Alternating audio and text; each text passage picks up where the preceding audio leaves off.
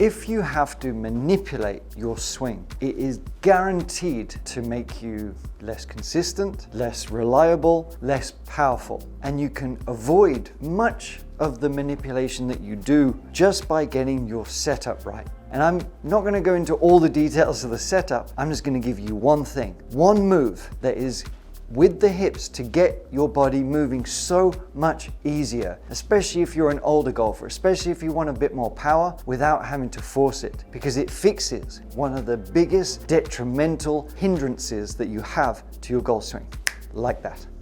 One of the important aspects of the setup is making sure that it's repeatable, but that it literally does set us up for a more effective golf swing. This is what happens way too often. A setup here, I think it comes from too many golfers thinking they have to move a lot of energy back this way to try and generate power that way. It's trying to sort of have this kind of feel instead of just trusting that we just want the swing to basically be a circle and to stay relatively centered. Doesn't mean we don't have pressure shift or any dynamic movement, but we do want to minimize the amount of lateral movement, the amount of variables. And one of the biggest variables that happens is regarding the hips, and it all comes from the setup. Before I show you the one drill that you're going to use for 2 minutes a day for the next 2 weeks to transform so many aspects of your swing, let me explain what it does. A lot of times the setup is the culprit, meaning that we're not set up to move how we need to. We need the golf swing to rotate. Doesn't mean a big shoulder turn, it just means to rotate, to be fluid and natural. We don't want to be resisting the hips. We don't want to be sliding the hips because that creates too much arm movement. We need rotation, just like you would if I said, just raise the club up and throw it, get it into a position where you feel like you could throw it. You're not going to be like this, feeling that you're going to throw it. You're going to be much more rotated, more width up here. And that can only truly happen when you set up to move that way a lot easier. What I'm talking about is specifically this hip alignment. A lot of times the hips are set further back because we're trying to hit at the ball a lot too much, especially with irons. These hips get set back a little bit. What that's going to do is restrict rotation. Like if I was to try and do my normal swing where, let's say, I'm not going to show you my setup just yet, but let's say I set up back here and I try and make my normal swing, okay? I'm restricted. I literally cannot make that rotation. And what happens is from here to compensate, I'm either going to dump it this way or I'm going to have to chase it that way. It's not about getting a bigger shoulder turn and resisting. It's not that.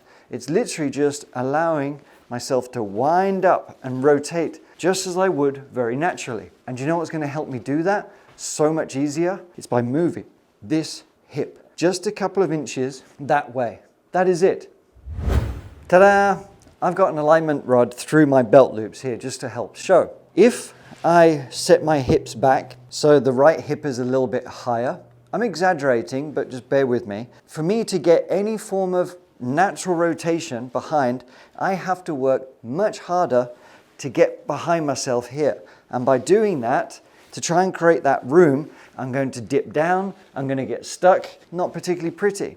So it's not my effort with my body movement, it's not my lack of skill, it's all being screwed up because of my setup. So what do?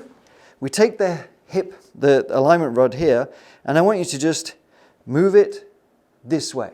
So it's going to feel like the left leg, your lead leg, is just a little bit higher. So you can see the alignment rod is pointing up that way a little bit more. What's that going to do? Just doing exactly the same movement, I can rotate. I have wound up, I have room for my arms. And it's all because I'm able to pivot around my pelvis in a central manner without having to worry at all. I can wind up my upper body until I feel restriction, and now I can allow my lower body to move behind me to give me that width and that delivery. Not only does it help the backswing, it really helps the downswing as well. Because if we are set back here and I'm having to force my way back, a lot of movement is happening to get back to a dynamic impact, okay? So if I was to say there's a good impact, that's where I'm moving out of the way. My arms are releasing down the line this way. Now, if I was to start here, I have to move a lot more to get back at that. But if I'm setting up more akin to that desired impact position, there is going to be a lot less manipulation to get back at that ball. It's that simple. So honestly, the amount of times I've given people lessons or tips on the course and just say, just move your hips a little bit higher and further up. Doesn't mean we're dipping the shoulders this way. We're trying to keep the shoulders level, but those hips are coming higher. Now we can pivot around that center and deliver it back. And here's the drill I want you to do. Get up to a wall. I'm just here against the screen just to make it easy. Put your lead leg against the baseboard. Your knee, your thigh, touching the wall or very close to it. We want the hip to be touching the wall or very close to it. Lead shoulder, touching the wall or very close to it. My hands are now just going to hang where they need to. But just by having those checkpoints alone to try and stick into that setup a little bit more, just that task is going to align me where my hip line is already a lot better. It's going to feel quite noticeably incorrect for what I've been telling you to do if I step into here and I'm like this, which is the way a lot of you are.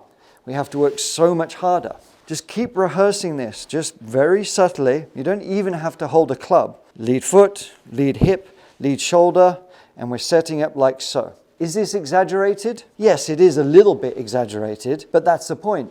We train ourselves to sort of feel this angle, this position, so then when it comes to a real life goal shot, we can just, step straight into it with a little bit of muscle memory that's going to be similar to that. Now I can make that turn.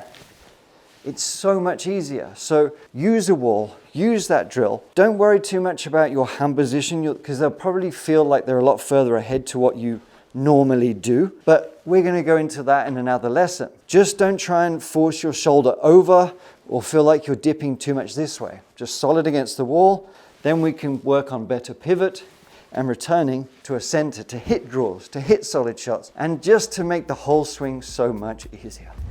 Your homework is to do that for a few minutes every day for 2 weeks. I promise you, it will pay so much dividends, way more than you can imagine. Now, this is in keeping with certain swing types, a bit more ideal, because you've got the 3 different swing types. This is more ideal for shoulder plane to torso plane. It is also really going to help a hip plane golfer because we're learning how to pivot better. But we'll learn more about that in the future. Until then, I want you to go and check this video out because it's not only going to help you move better, it's going to help you just hit more greens and strike it more solid with your irons.